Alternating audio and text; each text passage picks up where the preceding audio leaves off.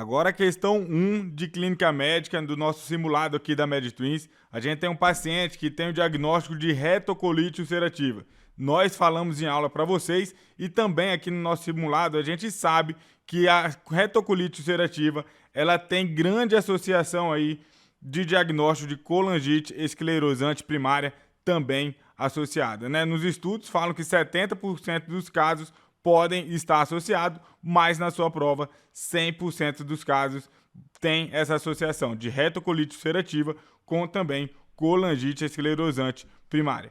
A letra A não pode ser porque a calculose biliar, a colelitíase, ela é geralmente assintomática e não causa elevação de fosfatase alcalina, exceto quando ela tem algumas complicações, como coledoglulitíase ou colecistite aguda. Então, letra A, incorreta. Na hepatite autoimune e também na hepatite medicamentosa, nós sabemos que quem vai estar aí exacerbando é o ALT e o AST. Então também não poderia ser e nós temos como resposta a letra B, colangite esclerosante primária.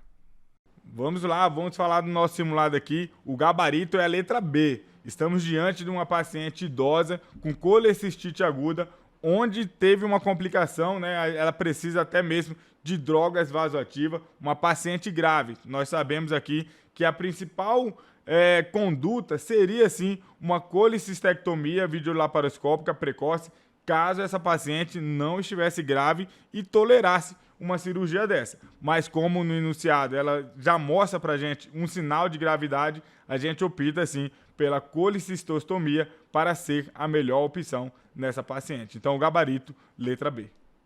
Estamos diante agora de um paciente com quadro de diarreia aguda e também de desidratação. O Revalida ele sempre vem com essas questões de diarreia com desidratação e foi feita a primeira medida aí com solução de reidratação oral, mas não deu conta desse paciente, não foi bem sucedida. Então qual é o próximo passo? A gente deve sim fazer uma hidratação com solução cristalóide. Mas a dúvida aqui que muitos podem ter ficado é se usa antibiótico ou não. O Ministério da Saúde ele só vai usar antibiótico em casos de disenteria, ou seja, uma diarreia com sangue, um comprometimento do estado geral do paciente ou até mesmo numa cólera grave, aquela cola que cola a tampa do vaso porque é muito abundante. Então só nesses casos a gente pode lançar a mão aí dos antibióticos. Em outras condições, os antibióticos são ineficazes e não devem ser prescritos. Então a resposta dessa pergunta é a letra A, soro fisiológico, e não precisa de antibiótico.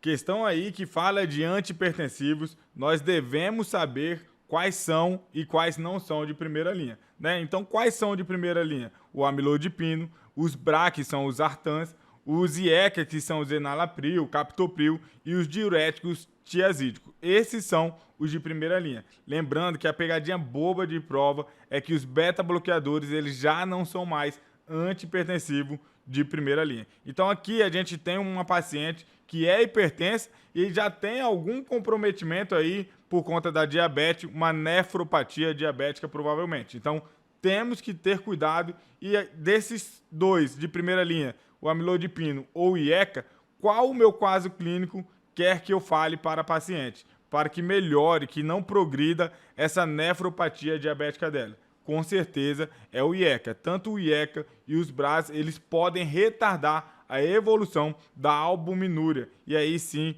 evita esse progresso de nefropatia diabética. Então marquem isso na sua cabeça, vira e mexe a pegadinha de prova, não caiam nessa.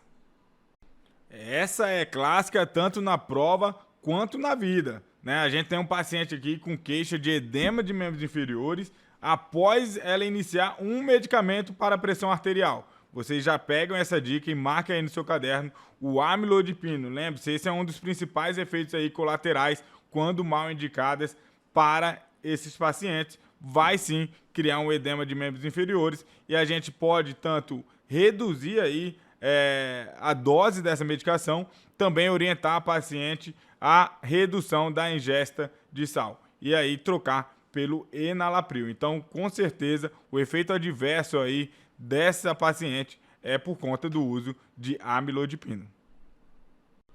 Vamos trazer alguns conceitos aqui também no simulado da MedTwins. né? Qual é o problema dessa questão? Ele perguntou qual seria o fator de maior importância aí para o caso do paciente. A gente tem aí um estudo da American Heart, né, que em 2022 eles declararam, né, fizeram um estudo científico onde viu que o isolamento social, a depressão desses pacientes, eles podem sim ficar bastante prejudicados e causam um aumento de cerca de 30%, tanto em AVE quanto também em doenças coronarianas. Então, portanto, a paciente em questão aí que está sofrendo isolamento aí, né, é o principal, o maior fator aí cardiovascular desse paciente. A gente sabe de forma objetiva que diversos fatores dietéticos podem aumentar sim o risco cardiovascular. Dentre eles, né, destacar aí o consumo de alimentos com alto índice glicêmico, por exemplo, o refrigerante, né, a cerveja também, não que a cerveja tenha um estudo tão específico, mas se a gente fica aí entre o refrigerante, entre o isolamento, neste estudo, né, de 2022, agosto aí de 2022, a American Heart sim fala pessoas com depressão e isolamento causa aí um aumento de cerca de 30% dos riscos cardiovasculares. Interessante, só que na MedTwins para você também ter conceitos que pode ser pegadinha do Revalida.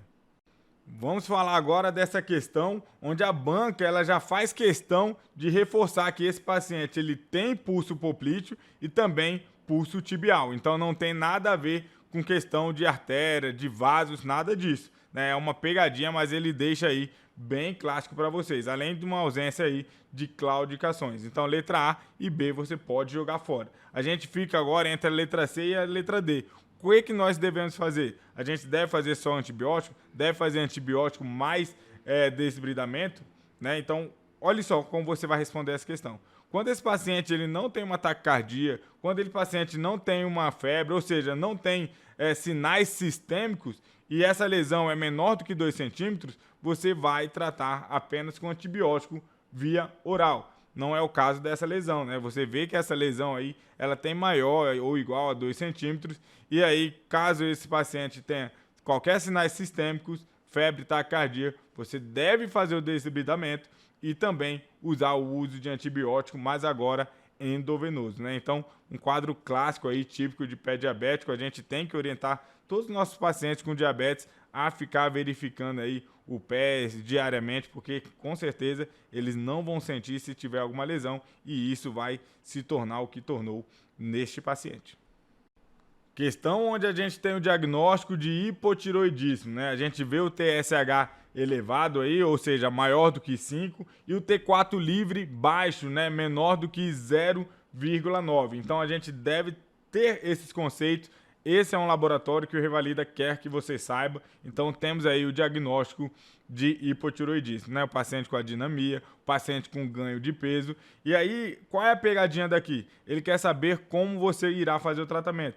Lembre-se que esse paciente, ele tem maior de 60 anos e esse paciente também, ele tem algum fator coronariano. Então, nestes pacientes, nós devemos diminuir a dosagem, né? Geralmente a gente faz 50 microgramas dias, né, para um jovem aí, vamos dizer, mas para pacientes idosos ou coronariopatas, por conta de um risco de isquemia miocárdica, a gente deve começar aí na dosagem de 12,5 a 25 microgramas. Então, resposta aí, letra B e gabarita a questão. Vamos lá, questão bem direta sobre infecção urinária baixa, né? Uma paciente que está com polaciúria, ela nega febre, então a gente não precisa aí fazer antibiótico terapia só após a urocultura com antibiograma. A gente deve fazer um tratamento profilático aí de nitrofurantoína via oral ou também pelo Ministério da Saúde a fosfomicina. Lembrando que a norfloxacino já não é droga de primeira escolha nessa patologia há bastante tempo. Então, letra A é a resposta correta.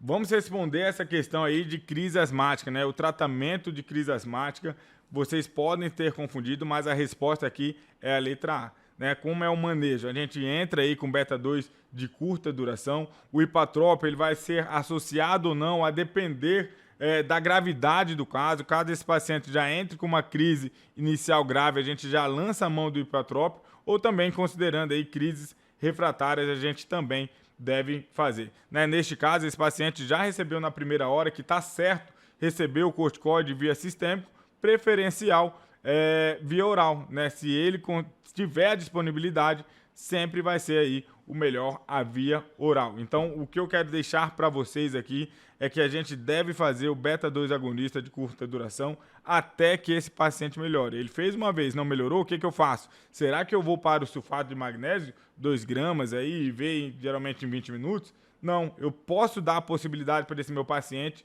já sim entrar num novo ciclo de beta-2 agonista. E na questão aí do sulfato de magnésio, né, o GINA, aí, grande recomendação aí das crises asmáticas, é recomendado para pacientes onde eles não respondem o tratamento inicial e que mantém uma hipoxemia persistente. Não é este caso do nosso paciente. Então aqui a resposta é a letra A.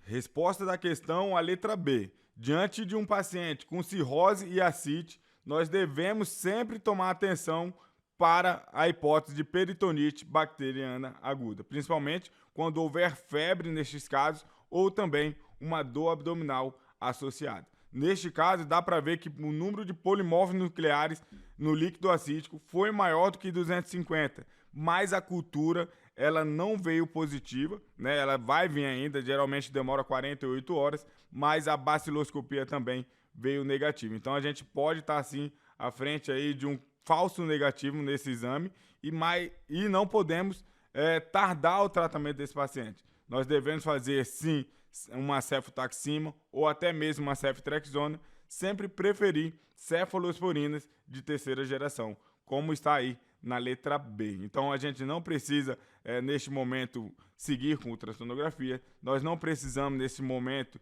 fazer outra paracentese, a gente deve iniciar o tratamento empírico.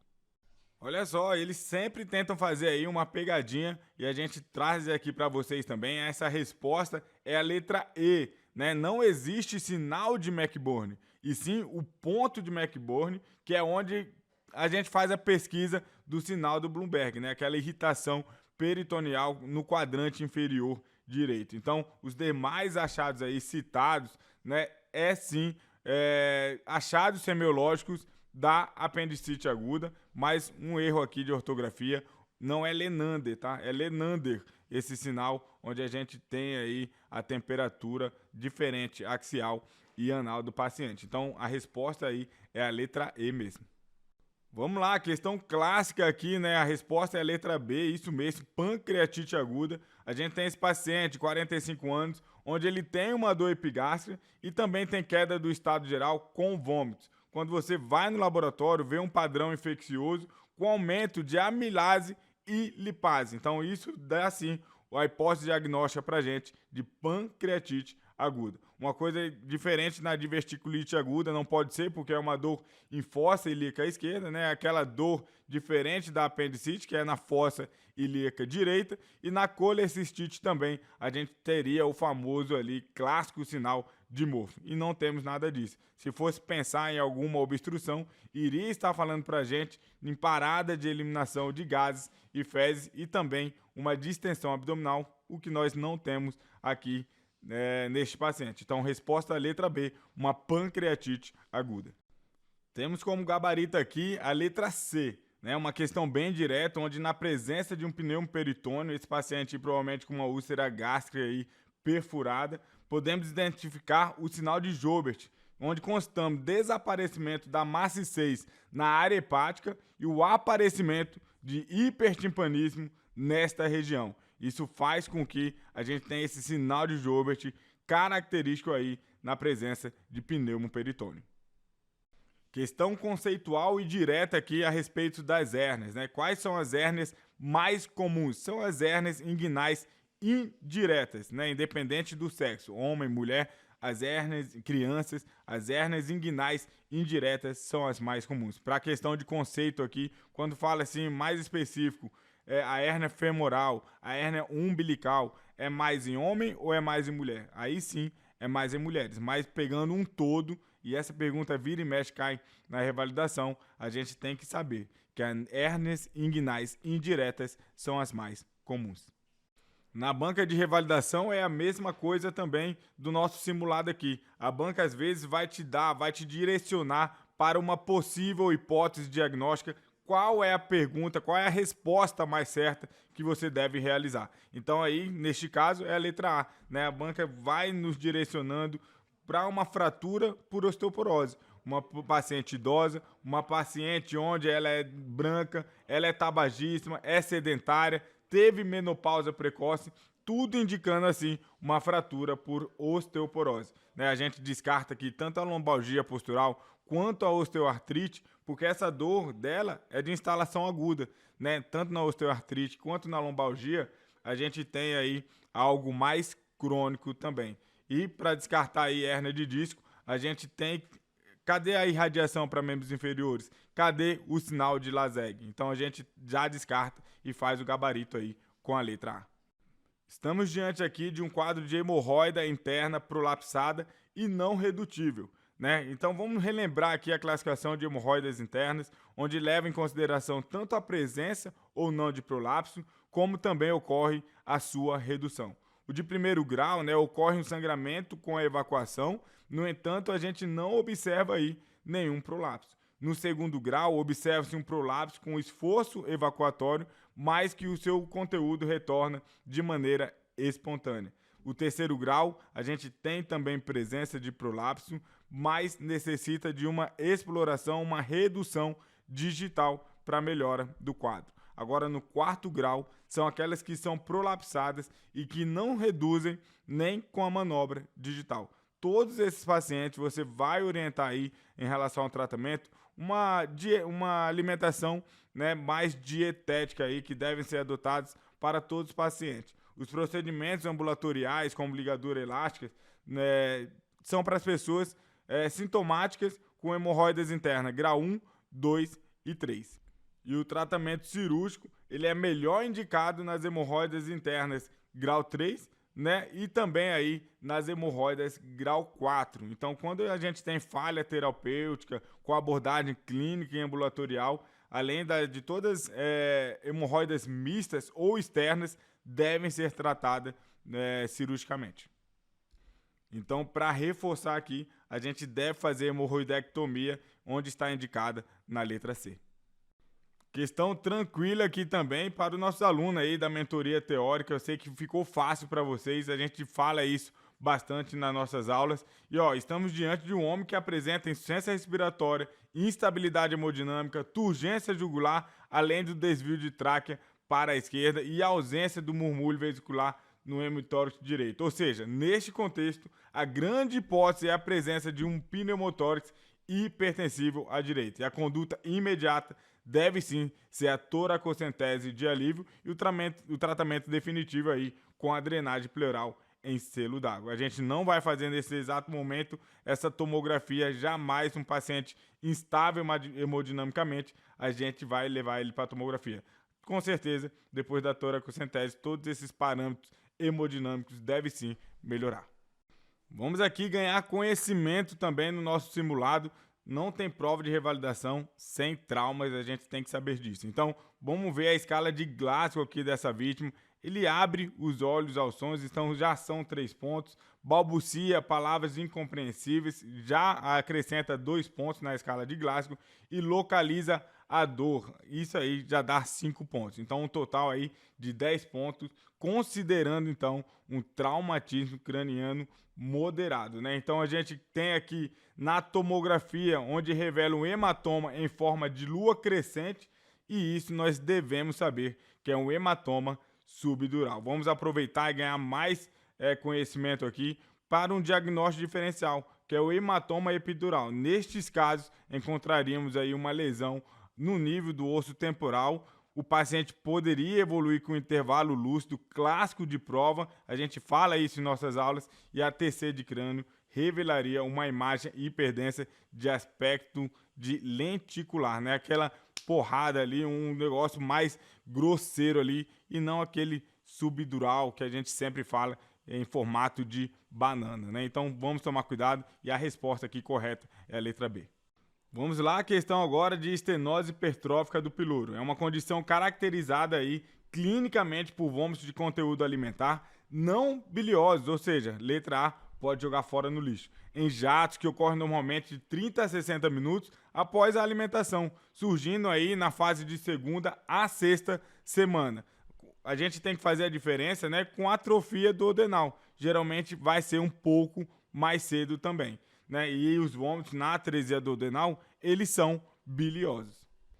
E por conta desses vômitos, né, ocorre a famosa aí fome insaciável. E isso geralmente cai nos enunciados, nas questões, para que você abra seus olhos para a estenose hipertrófica do píloro, aquela criança que está sempre com fome. Tem perda de peso, desidratação, constipação, e o exame físico aqui é algo fundamental também para o diagnóstico, onde na palpação a gente vai ver ali a oliva pilórica, né, uma massa ali na região abdominal da criança. E a resposta certa aqui, exatamente a letra B, onde a ultrassonografia de abdômen, tem uma boa acurácia, é bem sensível e ele é um dos padrão ouro aí para a gente fazer esse diagnóstico.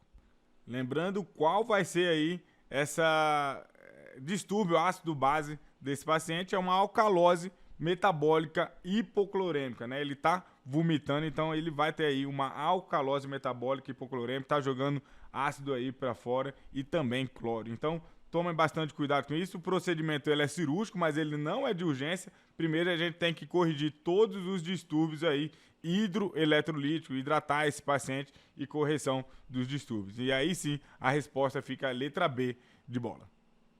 Vamos lá falar nessa questão aqui de preventiva, né? Uma paciente aí de 30 anos que vem com agitação, chega na UBS se arranhando, se depilando e pode causar até danos a outros pacientes. Então o que nós vamos fazer nesse momento? Vamos ler as opções. Encaminhá-la ao CAP junto com o responsável? Será isso mesmo? A partir do momento que a paciente chega aí para você na UBS, você deve sim tomar a conduta. Cuidado na prova de revalidação, todas essas questões de encaminhá-la, sem você dar aquele suporte, essa questão provavelmente não vai ser a correta. Aguardar familiares para obter a anamnese qualificada? Será que quando esses familiares chegarem aí na nossa UBS, essa paciente não vai ter feito algo mais grave por ela mesma? Então temos que tomar cuidado, né? Preventiva é uma questão de lógica também. Vamos pular a letra C. E a letra D fala entrar em contato urgente com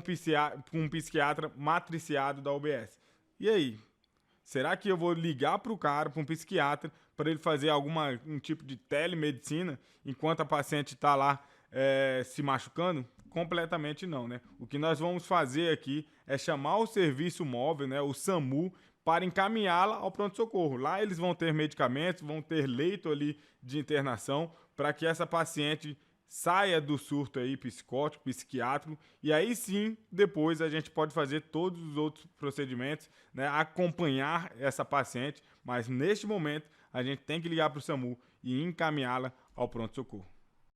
Questão conceitual aqui de preventiva também, a resposta é a letra C, mas o que seria seguridade social, né? É um conjunto aí integrado de ações, iniciativas, né, dos poderes públicos e da sociedade, onde é destinado a assegurar o direito, a previdência e a assistência social para a saúde, né? Então, vendo aqui, a resposta correta é a letra C, né? A letra A está incorreta por quê? Porque o seguro social era modelos antigos aí, né, que vivíamos antes do SUS, né, onde a pessoa ali geralmente era descontada ali na folha salarial dela, mas tirava um pouco aí da questão, era um modelo mais restrito, né, e não universal como o SUS é hoje. Até pessoas de fora do país podem chegar aqui no Brasil e vai ser atendido como qualquer brasileiro, né? A letra B, a Constituição Federal de 1988, ele não coloca o seguro social, mas sim a Seguridade Social. Mudou de seguro social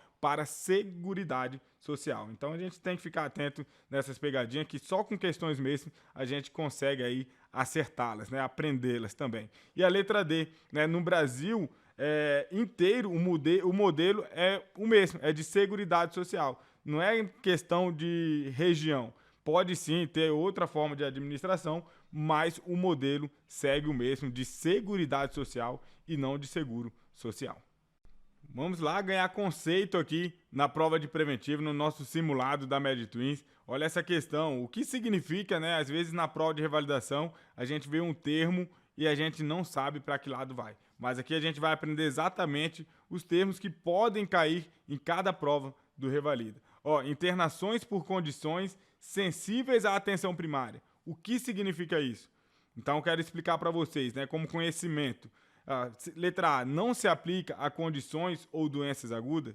Deixa eu explicar. Esse termo, né, de internações por condições sensíveis à atenção primária são todas aquelas doenças onde pode ser resolvida na atenção primária. Ou seja, às vezes um hipertenso mal controlado, às vezes um paciente que está com uma insuficiência cardíaca mal controlada, às vezes uma pneumonia de forma aguda mesmo ali que instalou ao paciente e ele está sendo hospitalizado. E sendo que a gente consegue sim tratar na UBS. Então não se aplica a condições ou doenças agudas? Não, se aplica sim, né? Como uma pneumonia, por exemplo. Avalia a resolubilidade e qualidade da atenção primária? É exatamente isso que as internações por condições sensíveis à atenção primária, ela avalia. Esse indicador é exatamente para avaliar a resolubilidade e qualidade da atenção primária. Avalia o acesso à atenção hospitalar? Não, ela não avalia o acesso à atenção hospitalar. Isso é mais questão de nível primário, terciário, integralidade. Então temos que tomar cuidado com isso. Avalia o funcionamento da rede da atenção à saúde? Também não. Essa questão, este indicador é para avaliar a resolubilidade e qualidade da atenção primária. Resposta certa, a letra B. Vamos lá, começar aqui com a preventiva nossa aqui. Essa questão aí, já a resposta é a letra C, mas vamos entender aí o conceito dessa questão. O que é uma transição demográfica? É nada mais do que uma mudança da estrutura etária da população decorrente aí de alterações do nível de fecundidade, natalidade e mortalidade. Seus principais determinantes no Brasil são a queda da fecundidade e da mortalidade geral. Você vê antigamente seus avós tendo aí 8, 10, 12, 15 filhos, e hoje não, a queda da fecundidade. Hoje, geralmente, você vai ver seu pai tem 2, tem 3, né? Às vezes só 1, e a mortalidade geral também. Antigamente, a gente tem agora um envelhecimento populacional, né? As pessoas que morriam muito cedo de doenças cardiovasculares, hoje conseguem chegar numa idade muito mais avançada, né? E a transição epidemiológica, né? Relaciona-se a mudanças no padrão da mortalidade, morbidade e invalidez, com aumento da expectativa de vida. Este tipo de transição que a gente está falando aqui de epidemiológica, antigamente as pessoas... Qual é a mudança aqui? É uma substituição das doenças transmissíveis, infecciosas, né? Antigamente era assim, muita gente morria por condições infecciosas, e essa transição agora, elas não é mais assim, elas morrem mais por causas internas, por doenças não transmissíveis. Então, essa é a transição epidemiológica. Mas agora falando de tripla carga de doença, que é o que a questão quer saber aqui da gente. A gente deve saber uma coisa. Ela é caracterizada pela presença concomitante de doenças infecciosas e carenciais, né? O Brasil hoje... além de causas externas, de doenças crônicas, o Brasil hoje, se você for um país que está sempre em desenvolvimento, mas ainda tem muitas pessoas morrendo de dengue, morrendo de febre amarela. Então, assim, é um país que está em desenvolvimento, mas que ainda fica ali o vestígios onde a gente tem que controlar cada vez mais. Então, a tripla carga de doença é o quê? Doenças infecciosas e carenciais, né? Uma desnutrição, né? A gente ainda tem morte por isso, infelizmente, causas externas e também aí as doenças crônicas. Vamos lá, família. Pode ser 1, 2 anos letivos aí e é impossível você ir bem na prova de preventiva sem fazer questões de preventiva. E olha essa questão, né? Uma retirada aí da política nacional, da saúde do homem, a gente tem que tomar alguns cuidados. Primeiramente, como a gente deve responder algumas questões? Você vê que na letra A, as mulheres são mais vulneráveis em geração do que os homens. Não, nessa política nacional, a gente mostra, né, por conta do homem não ir igual a mulher aí, procurar o serviço primário, eles se tornam muito mais vulneráveis, né, até mesmo por doenças crônicas aí, degenerativas e cardiovasculares também. Então aqui, os homens são mais vulneráveis em geral do que as mulheres? Cara, se você for perceber essa questão, eu estou falando pegadinha de prova, né? Como eu fazia quando eu não sabia de nada, de nenhuma questão. Se eu estou vendo que uma é diferente totalmente da outra, só pode ser entre a A e a B. Assim, não sei se vocês conseguiram entender, mas você vê que as mulheres são mais vulneráveis em geral do que os homens, e a letra B, os homens são mais vulneráveis em geral do que as mulheres. Para ser um empate aí, é muito difícil. Sempre vai ter um mais vulnerável que o outro. Então, só por conhecimento de prova, eu já marcaria uma dessas duas. Vamos lá, a letra C. Os homens têm menor mortalidade do que as mulheres para doenças crônicas? Não, tem maior mortalidade do que as mulheres para doenças crônicas. As mulheres têm maior mortalidade do que os homens para doenças agudas? Não, as mulheres têm menor mortalidade do que os homens para doenças agudas, né? Os homens, eles são difíceis aí de buscar o hospital, o tratamento, até mesmo aí a prevenção. Então a resposta aqui é a letra B. Os homens são mais vulneráveis em geração do que as mulheres.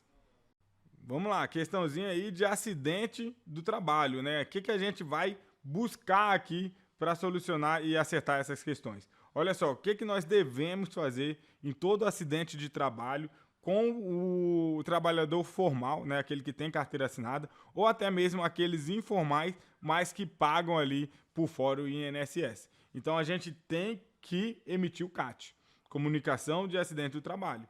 E aí a gente vê que esse trabalhador ele estava com óculos no bolso. E quem vai verificar o funcionamento de se ele foi orientado, se tem outros trabalhadores que não estão de óculos também, é essa famosa CIPA, né? Onde a gente tem a verificação do funcionamento da Comissão Interna de Prevenções de Acidente. A gente sabe que o empregador ele tem a obrigação de dar todos os materiais para o empregado, né? De propor os materiais, mas quem tem que fazer a manutenção, os cuidados desses materiais é o trabalhador. Então a resposta aqui é a letra A. Questão interessante aqui também na preventiva, a gente tem um homem aí de 35 anos de idade, onde ele tem queixa de tontura, dor de cabeça, cansaço e náuseas. O que pode ser isso, gente? Qualquer coisa. Né? A gente tem que ter essas malícias de prova, eu sei que vocês estão treinando prova, e ainda mais de preventiva é exatamente para isso. Malícia de prova nós temos que ter. Então, tontura, dor de cabeça, cansaço, pode ser dengue, pode ser alguma virose, outra virose, pode ser qualquer coisa. Mas o caso clínico vai te direcionar. Agora, quando ele fala, trabalha diariamente na horta perto da sua casa, e o colega de trabalho dele também apresenta sintomas semelhantes. E quando a gente vai para as alternativas, a letra A, realizar notificação de intoxicações crônicas, não, por hidrocarboneto e afastado do trabalho, eu nem sei se é por hidrocarboneto ainda, e as notificações, elas têm que ser feitas por intoxicações exógenas, né, não crônicas. Receitar sintomáticos, letra B, e afastar o paciente e encaminhar o neurologista, lembre-se disso.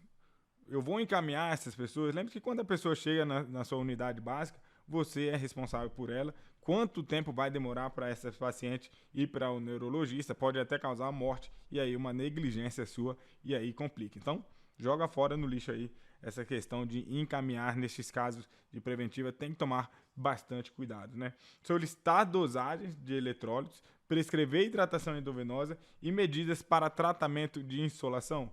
Eu nem sei se a causa disso, como eu disse, pode ser qualquer coisa. É assim um diagnóstico diferencial, mas pode ser qualquer virose, pode ser insolação, a gente ainda não sabe. E a letra D, olha como ela é linda de se falar.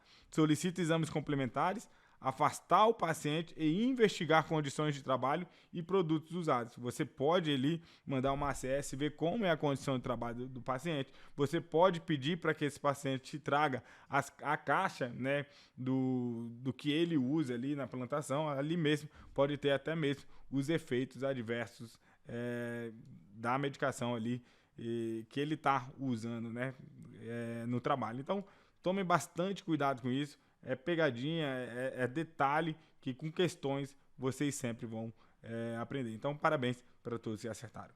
Vamos lá, a questão para a gente aprender aqui também, a resposta aqui é a letra C, de silicose. Vamos lembrar aqui, ele não colocou trabalho em vidraçaria desde os 30 anos à toa.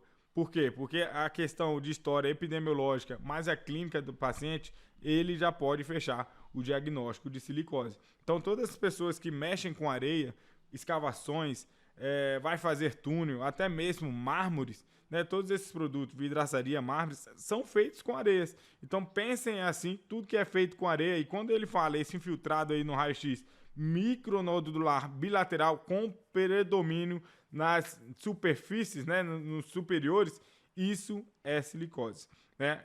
A silicose tem um padrão aí fibrótico e também nas zonas pulmonares superiores de silicoses. Lembra assim, ele fala que esse paciente nega tabagismo para não ter aí diagnóstico diferencial aí com o DPOC. Então, descarta DPOC, silicose, abestose, pega mais camadas pleural aí também, vai estar falando caso eles queiram que vocês falem que é abestose. Mas neste caso, asma é aquele padrão clássico que vocês sabem, sibila bastante, um paciente aí onde às vezes ele pode ter um alérgeno ali e toda aquela questão de asma. Mas aqui, quando ele quer colocar para você algo ocupacional, epidemiológico, ele vai te dar detalhes se está trabalhando com vidraçaria, se está trabalhando com amianto, né, que aí seria a abestose. Então a gente tem que tomar bastante cuidado.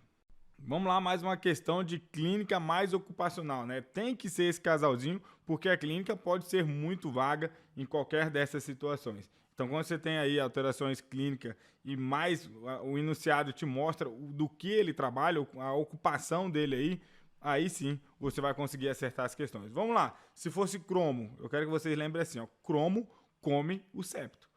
Cromo come o septo. Cromo come o septo nasal. E aí esse paciente vai estar ali falando que ele trabalha com questão de soldagem também. Quando é mercúrio, que é a resposta aqui, esse paciente ele vai estar história ocupacional, ele trabalha com lâmpadas fluorescentes, poderia ser de termômetros também, até esfingo aí e até mesmo garimpos. Então, quando falar de garimpos, lâmpadas fluorescentes, termômetros, esfingo, vocês devem colocar aí que é o mercúrio, o causador de todos esses sistemas nervosos aí deste paciente, tá? Quando a gente fala de chumbo, quando ele está ali, trabalhador com pilhas, tintas, baterias, todos esses, essa história ocupacional, você pode falar que esse paciente aí está com chumbo, tem o famoso saturnismo e tem aquelas linhas gengival aqui, né, de Burton, né, a famosa linha gengival de Burton. Uma coisa também do benzeno, eu sempre ia no posto de gasolina e falava assim, cara, esse cara aí tem que tomar cuidado, senão vai ter intoxicação de benzeno. Eu colocava tudo na minha rotina focado no Revalida. Tudo que eu pensava ou imaginava, eu pensava em alguma patologia para ficar mais fácil. Então faça assim, toda vez que você ir no posto de gasolina abastecer, fala, será que esse cara não tem uma intoxicação por benzeno? Então tomem bastante cuidado com isso. E aí, solventes orgânicos é aqueles, quando não cai muito em prova esse, mas só para deixar aqui marcado para vocês, é quando o paciente faz uso de cola de sapateiro, lança perfumes, tudo isso é causado aí pelos solventes orgânicos que ele disse, né? Então, resposta aqui, letra E, que é mercúrio. Vamos lá, a gente tem um lactente aqui, né, onde ele passou por um processo aí de intubação orotraqueal, onde esse paciente provavelmente usou fentanil e causou, né, o fentanil que é um opioide, causou e causa mesmo essa rigidez torácica, perde a diminuição aí da expansibilidade torácica e cai a saturação do paciente. E de uma forma muito rápida, a gente deve lançar a mão do antídoto, que é o naloxone. O naloxone é o antídoto dos opioides. Então a resposta aqui, letra C. O flumazenil, se fosse aí intoxicações por benzodiazepínicos, é o antídoto. Neostigmina, intoxicações por atropina, e a pralidoxima, ela sim é um antídoto aí também do organofosforados também. Então tomem bastante cuidado com isso. Naloxone, um antídoto do fentanil que esse paciente usou aí, foi usado nele na hora da intubação. Vamos lá, questão conceitual aqui na pediatria. Qual a principal complicação neurológica da varicela na infância? Será que essa principal complicação é a mais grave? É a mais comum? E aqui ela está pedindo a mais comum, né? A mais comum é a ataxia cerebelar, né? A gente vai ter aí alterações da marcha nesse paciente. 1 a cada 4.000 casos aí acontecem a ataxia cerebelar. Então, resposta letra C. Como é a transmissão viral de pacientes com herpes zoster, né? É isso que a pergunta quer saber. E a resposta está na letra A. O contato direto, uma dispersão aérea de secreções respiratórias ou aerolização viral das lesões cutâneas também, né? Pacientes que não têm história de varicela estão sob o risco de uma prima infecção quando exposto a um indivíduo com zoster. Mas olha só, nos pacientes com zoster disseminado e nos imunocomprometidos, mesmo com zoster localizado, é recomendado o isolamento tanto de contato quanto o isolamento aéreo também. Agora, os imunocompetentes, né, pacientes que têm herpes zoster imunocompetentes, pode fazer somente o isolamento de contato. Resposta aqui da questão é a letra B, uma questão bem direta. A transmissão do vírus Epstein-Barr ocorre por meio do contato de secreções orais de um indivíduo que esteja excretando esse vírus. Por essa razão, né, a mononucleose aguda, conhecida também como a doença do beijo, vale lembrar que é pelo vírus Epstein-Barr e é um herpes vírus. Tem a capacidade de permanecer no organismo do paciente por toda a vida, causando aí diversas neoplasias, particularmente aí o linfoma não Hodgkin em pacientes aí imunodeprimidos com SIDA. Questão de pediatria, onde o paciente está com tosse produtiva e febre há 3 dias, evoluindo aí nas últimas 24 horas com discreta dor abdominal. Quando você vai na ausculta desse paciente, você vê estertores crepitantes, né? Então o que você já pensa? Cara, será que eu estou em frente a uma pneumonia? E olhe só, o que a gente vai definir na criança e na pediatria se tem uma infecção de vias aéreas inferiores? Ele tem taquipneia, sem estridor, né? Se a gente vê ali que tem estridor, pode ser ali alguma epiglotite, algo mais intermediário. Mas esse paciente, ele tem sim uma pneumonia, né, bacteriana, porque tem sinais aí de febre e está com uma tosse mais produtiva, além da taquipneia desse paciente com 45. Saturando 96, ele não tem nenhum sinal de gravidade, está sem tiragens intercostais. Então, ele não tem nenhum sinal de incapacidade. Quais são esses? Bebê que não come, bebê que não bebe, bebê que tem retrações intercostais, aleteus nasais. Então, a gente pode sim prescrever antibiótico como amoxicilina aí na letra D e reavaliar esse paciente em 48 a 72 horas. Então, resposta, letra D. Vamos lá, questão de pediatria aqui, direta, né, e conceitual aqui. Quando a gente deve fazer antimicrobiano aí via parenteral na pediatria? Primeiramente, mais as questões óbvias, né? Vamos dizer, um paciente que não está conseguindo deglutir, paciente que está vomitando recorrentemente, pacientes que tem um sinal de gravidade, sepsis, choque, está internado ali por um sinal de gravidade, preferencialmente aí a gente tem a via parenteral a ser feita, e também pacientes aí, como diz na letra B, né, quando é recém-nascidos, lactantes jovens, marque aí esse dado, 3 meses aí, menor de 3, 4 meses em alguma literatura, a gente prefere a via parenteral desse paciente. Então as outras aí, é indicada nas infecções recorrentes? Não. É indicado nas crianças que têm febre? Com certeza não. É indicado nas crianças que têm alteração da função renal? Também não. Então, letra B, resposta correta e corre pro abraço. Vamos lá, a resposta da questão, letra A, né? Bronquiolite viral aguda. A gente tem uma paciente aí com taquipneia, né? Uma frequência respiratória aí maior de 70, em qualquer faixa etária, isso já é uma taquipneia, então tem algo acometendo aí vias aéreas inferiores. Uma criança de 4 meses que sibila, a gente fala isso na nossa mentoria também, isso é bronquiolite viral aguda, né? Crise aguda de asma, será mesmo? É um diagnóstico diferencial, mas teriam ali aquelas bronquiolites virais, aquele paciente que sibila várias vezes. E aqui no enunciado fala que ele era previamente ígido, né? Então, com 4 meses também é bem difícil. Uma laringite bacteriana teria estridor aí na história, e se fosse uma pneumonia típica, é um quadro muito mais arrastado. Ele poderia estar falando aí que teve antecedentes de conjuntivite, provavelmente, mas vamos focar aqui na idade, só pela idade dessa criança e também pelos sibilos, a gente gabarita aqui, questão letra A como gabarito, bronquiolite viral aguda.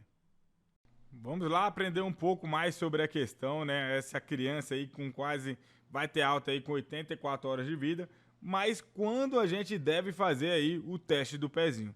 Do 3º ao 5º dia aí da criança, do nascimento da criança. Então, as outras opções, com certeza, são um absurdo. Né? A letra A, no momento do nascimento, não, a recomendação é do 3º ao 5º dia.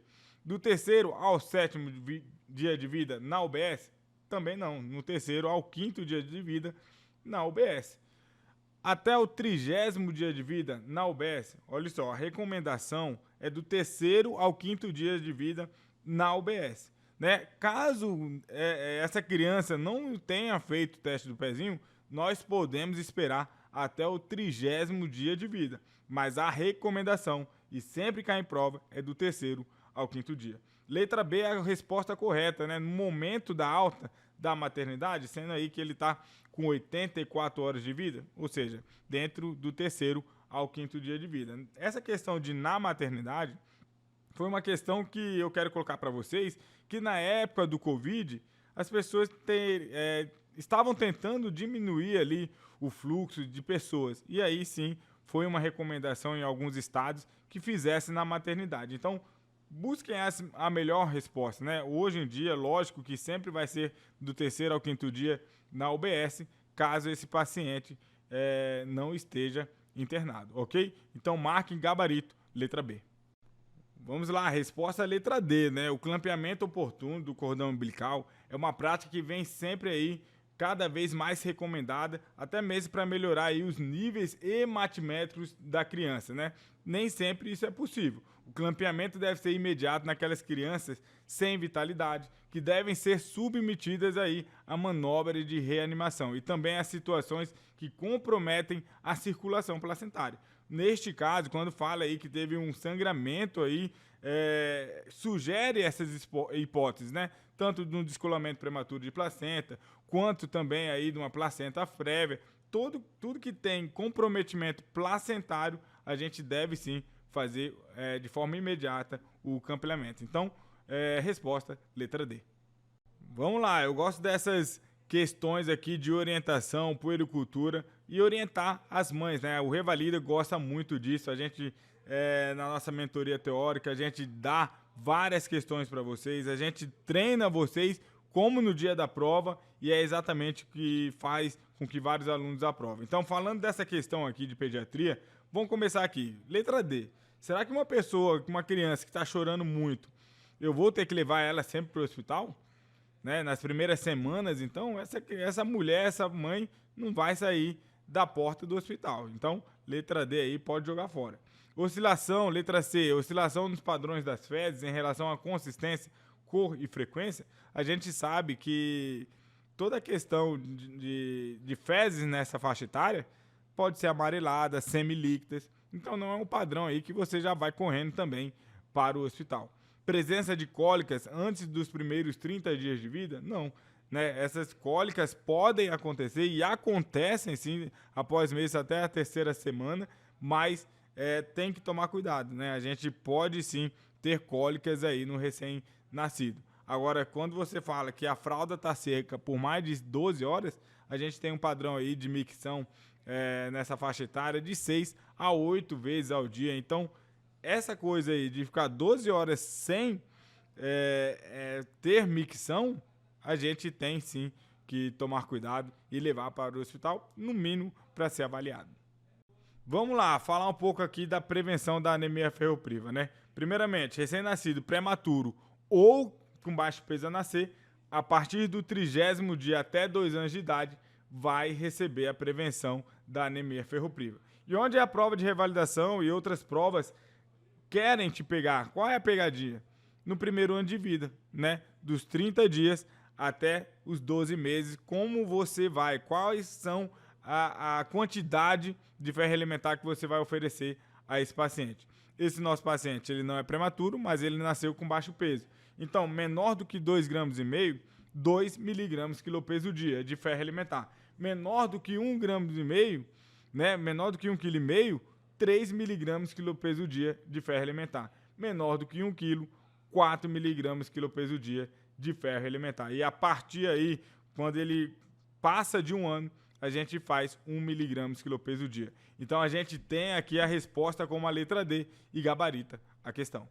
Vamos lá, questão de ginecologia aí numa paciente que tem a famosa DIP, né? Doença inflamatória pélvica. São 3 letras, são 3 medicamentos. DIP são doxiciclina, metronidazol e ceftriaxona, né? Esse para pacientes com quadro clínico um pouco mais leve e o exame físico aí também sem sinais de peritonite. Então fiquem ligados nisso, a gente vê que nossa paciente jovem, ela tem dor, ela tem febre, ela tem sinais aí na descompressão, que é aí a peritonite. Então a gente não pode levar essa paciente para casa porque pode causar até uma sepse, né? A gente sabe que o tratamento cirúrgico estaria indicado nas seguintes situações: quando a gente tem uma falha do tratamento clínico, quando a gente tem presença de massa pélvica que persiste ou aumenta, ou também uma suspeita de rotura de abscesso tubo-ovariano, quantas outras também. Então, a gente tem que pegar o caso clínico aqui e a resposta é a letra C, né? Onde a gente tem um quadro de peritonite,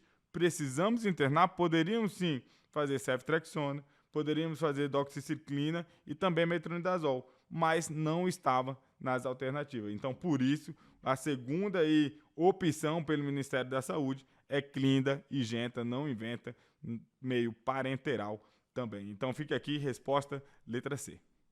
Vamos lá, mais uma questão aqui do nosso simulado da MedTwins, do tema de ginecologia, né? Uma paciente aí com 20 anos de idade, com prurido, com secreção, corrimento, grumoso e sem odor, mas também aí apresenta uma colpite difusa. Então pode ser aí duas hipóteses diagnósticas, tanto candidíase quanto tricomoníase pode ser a hipótese. E qual é o exame a fresco para confirmar o diagnóstico aqui que a gente tem que fazer e dá para fazer em nossos consultórios, né? A gente tem o famoso hidróxido de potássio a 10%, a resposta é a letra A.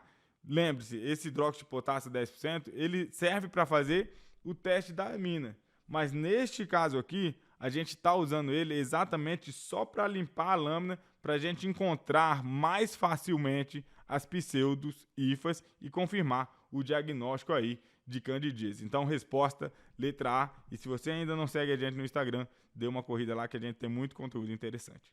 Questão direta aqui no simulado da MedTwins: qual é o perfil fenotípico da paciente com maior risco, né, para desenvolver aí o câncer de endométrio? A gente sempre fala para vocês que esses cânceres, eles resultam no efeito proliferativo, né? Quanto maior ali a exposição estrogênica prolongada, principalmente ainda quando você não tem associação à progesterona que protege, você vai ter aí um risco aumentado de câncer de endométrio. Então, o fenotipo aí geralmente são mulheres nulíparas, mulheres obesas, que a gente sabe que o ganho de peso excessivo ele está associado a um hiperestrogenismo endógeno. Então, você deve saber dessa pauta também. Uma menopausa tardia e uma usuária aí de estrogênio, né? Às vezes a paciente está fazendo uso aí só de estrogênio, então ela também tem um risco aí.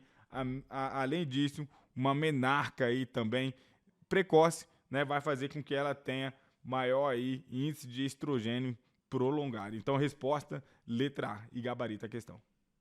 Questão direta aqui na ginecologia no simulado da MedTwins e a resposta também vai ser direta, é a letra C, né? Essas medicações, né, que causam descarga papilar, o uso de medicações são as causas mais comuns de hiperprolactinemia, né, que o seu principal sintoma é a galactorreia. A gente brinca na MedTwins, na nossa mentoria, que para acabar com a galactorreia, a gente tem que fazer o uso aí da cabergolina. Eu sei que essa foi ruim, mas serviu para a gente que veio lá do fundão. Então a cabergolina e a bromocriptina são aí indicados até mesmo para o tratamento aí de uma hiperprolactinemia e com sintomas aí de galactorreia, né? Então, agora marquem aqui: antidepressivos, antipsicóticos e os procinéticos, como a domperidona, são as principais medicações para causar uma hiperprolactinemia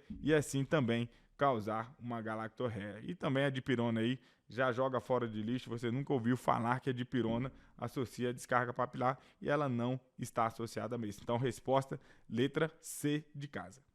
Vamos ganhar aqui um conceito sobre anticoncepcionais, né? Quais são as suas contraindicações? Então, olhe lá. A letra A, né? A gente está à frente de uma paciente aí que há menos de 3 meses ela teve sim uma trombose venosa profunda. E aí, na letra A, adesivo transdérmicos? Não, a gente fala aí que os A's, né? Anel, adesivo, mensal, aí eles são anticoncepcionais combinados e não podem ser usados nesta situação com paciente aí que já tem aí histórico de trombose venosa profunda. A letra B também está incorreto, né? O contraceptivo oral combinado, ou seja, estrógeno e progesterona, são categoria 4, né, pelo Ministério da Saúde, e aí por isso sendo contraindicado. A letra C, o anel vaginal, a gente já falou, o A, o adesivo, o anel também são métodos combinados, joga fora no lixo. Essa questão, a letra D está correta. O DIU de cobre é categoria 1